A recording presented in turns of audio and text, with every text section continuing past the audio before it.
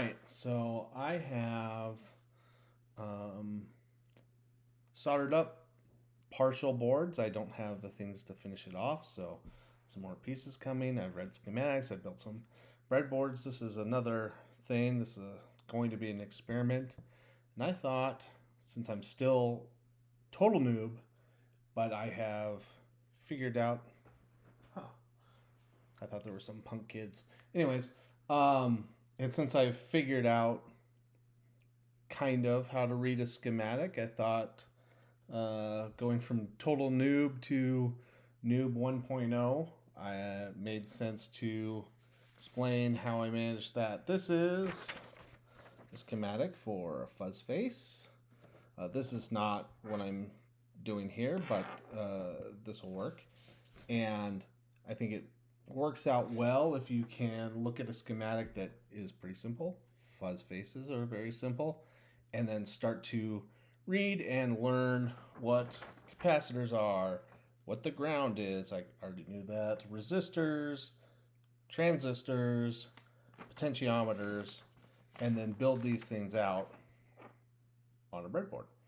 And one thing you can notice here is I've got these like G5, and then what does this say? H10. So those are coordinates on my breadboard. So as I'm putting these pieces in, and I work from the input to the output, just piece by piece, and I mark down the coordinates of where I placed it. And so that way, when eventually I pull everything apart, I know what the values are without having to look up references for like the resistors.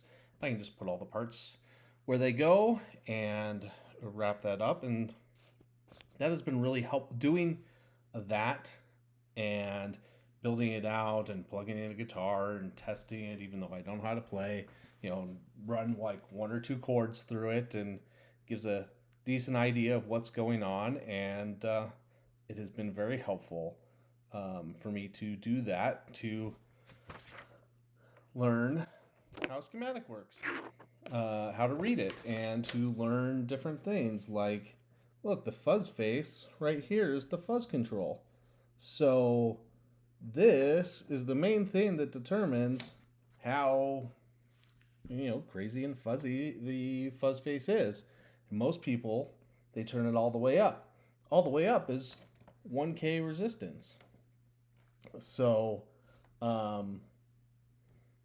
it's like, okay, there's 1K resistance, and then it goes in. I don't know too much of the details here, but I do know that when this resistance is lower, it's not as fuzzy. So, like, comparatively, more electrons escape to ground as opposed to going back through, right? So as you turn this up, less escape to ground, they go back through, and it gets more fuzzy. That's the basics of my understanding, total noob. Hopefully within a few weeks, several months, a year, I will understand that significantly better. This right here, I am building it's a schematic for a treble booster that I grabbed from Aeon FX. Pretty cool, very cool website. And am basically building out on here to test it out to some effect. And then what I'm going to do is that this is the output from that treble booster, and then I'm going to build a tonebender fuzz on this, and that way I can mess around and be like, what's it like to put a treble booster into a tonebender type fuzz? And so just messing around and doing whatever the heck I want is the way that I'm learning. And so that's the update for now, and a bit about how total noobs can learn how to read a schematic.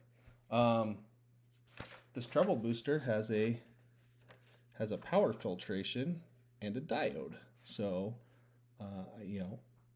today I learned, how would I, if I was just working from the schematic, how would I work that out? So, I put there's the diode, but basically this rail right here is the power rail.